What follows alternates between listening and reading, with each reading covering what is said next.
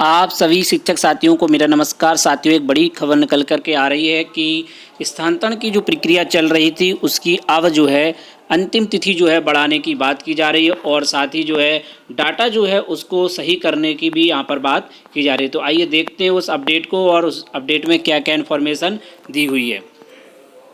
तो ये जो है डेट जो है बढ़ाई गई है उसके लिए आदेश आ चुका है। वो है प्रेषक में सचिव उत्तर प्रदेश बेसिक शिक्षा परिषद प्रयागराज की ओर से आदेश जारी हुआ है। यहाँ पर आप देख सकते हैं वरिष्ठ तकनीकी निदेशक राष्ट्रीय सूचना विज्ञान केंद्र को ये पत्र लिखा गया 14/6/2023 यानी कि आज का ही आदेश है। विषय है कि शैक्षिक सत्र 23-24 में बेसिक शिक्षा परिषद के अधीन संचालित विद्यालयों में कार्य शिक्षक एवं शिक्षिका के स्थानांतरण की प्रक्रिया के संबंध में। तो दोस्तों, जैसा कि मैंने पहले भी वीडियो बनाया था, अभी कुछ समय पहले मैंने वीडियो अपलोड किया था कि उसमें डेट बढ़ने की पूरे चांसेस हैं और क्योंकि 2019-20 में जो है 3 बार कम से कम डेट बढ़ी गई थी और संशोधन का मौका भी वहाँ पर दिया गया था और वहाँ पर कम से कम 3 बार मौका दिया गया, तो यहाँ पर भी मौका मिलेगा क्योंकि काफ़ी शिक्षक साथियों के फॉर्म में गड़बड़ियाँ थी। तो यहाँ पर क्या क्या प्रॉब्लम थी उनको भी यहाँ पर देखते हैं। तो महोदय, कृपया उपयुक्त विषय बेसिक शिक्षा परिषद के पत्रांक बेसिक शिक्षा परिषद दिनांक 13/6/2023 का संदर्भ ग्रहण करने का कष्ट करें, जिसके द्वारा शैक्षिक सत्र 23-24 में बेसिक शिक्षा परिषद के अधीन संचालित विद्यालयों में कार्यरत शिक्षक एवं शिक्षिका के स्थानांतरण प्रक्रिया के अंतर्गत मानव संसाधन डाटा में त्रुटि के कारण ऑनलाइन आवेदन किए जाने में आ रही कठिनाई के संबंध में अवगत कराते हुए आवश्यक कार्रवाई हेतु अनुरोध किया गया है। तो पहला पॉइंट है कि राष्ट्रीय सूचना विज्ञान केंद्र द्वारा NIC योजना भवन को उपलब्ध कराए गए मानव संसाधन डाटा के क्रम में कार्रवाई करने पर आ रही कठिनाई पर विचार विमर्श के अनुसार शिक्षक एवं शिक्षिका के संवर्ग ग्रामीण अथवा नगर पदनाम कैडर और जेंडर को ठीक करने के लिए जिला बेसिक शिक्षा अधिकारी के लॉगिन में केवल ऐसे शिक्षक एवं शिक्षिका जिनके द्वारा ऑनलाइन अथवा स्वयं आवेदन पत्र जिला बेसिक शिक्षा अधिकारी को प्राप्त कराया जाएगा कि डाटा संशोधित रीसेट करने की सुविधा प्रदान की जाए। यानी कि अगर आपके डाटा में कोई गड़बड़ी है तो आपको ये एक प्रत्यावेदन वहां पर देना होगा। यानी कि आपको जो है डायरेक्टली सुविधा ऑनलाइन नहीं मिलेगी। आप चाहें कि ऑनलाइन वेबसाइट खोलें और आप सही कर लें तो ऐसा आप नहीं कर पाएंगे, क्योंकि इसमें स्पष्ट लिखा गया है कि डाटा संशोधित रीसेट करने की सुविधा प्रदान किसे की जाएगी, जो जिला बेसिक शिक्षा अधिकारी के लॉगिन पर केवल ऐसे शिक्षक शिक्षिका जिनके द्वारा ऑनलाइन अथवा स्वयं आवेदन पत्र जिला बेसिक शिक्षा अधिकारी को प्राप्त कराया जाएगा कि डाटा संशोधित रीसेट करने की सुविधा प्रदान की जानी है। तो तभी आपको ये सुविधा मिलेगी। अगर आप अभी घर पर हैं और आप अपने जनपद से, क्योंकि छुट्टियां चल रही हैं, तो आपको अपने जनपद में जाना होगा और वहां से अपना डाटा रीसेट कराना होगा। एक बार फिर से इसी पॉइंट को क्लियर करते हैं।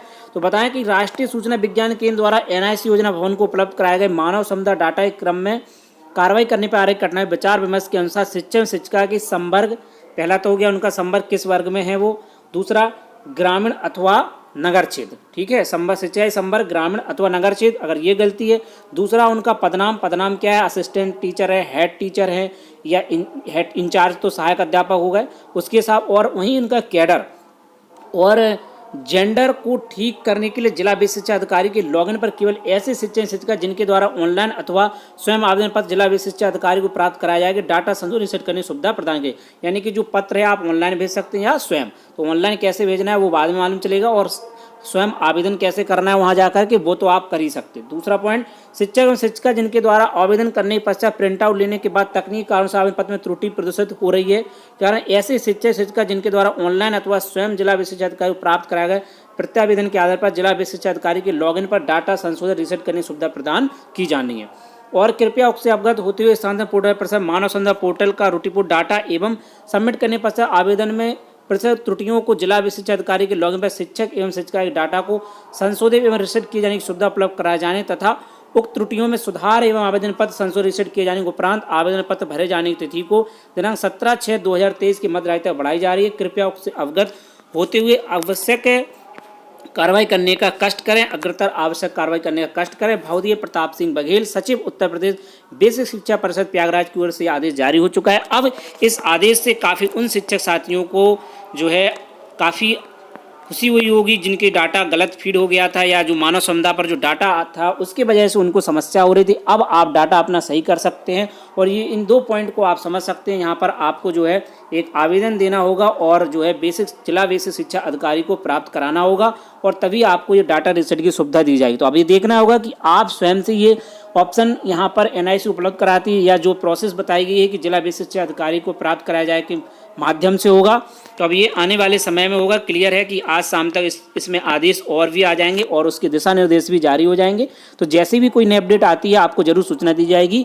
तो साथियों वीडियो को आप अधिक से अधिक शेयर कर दें, जिससे कि जो भी शिक्षक साथी हैं उनके पास ये आदेश पहुंच चुके और जो वो है अब उसमें कोई परेशानी लेने की बात नहीं है। आप चैनल से जुड़े रहें। तो साथियों मिलते हैं किसी नेक्स्ट वीडियो में नए अपडेट के साथ। जय हिंद।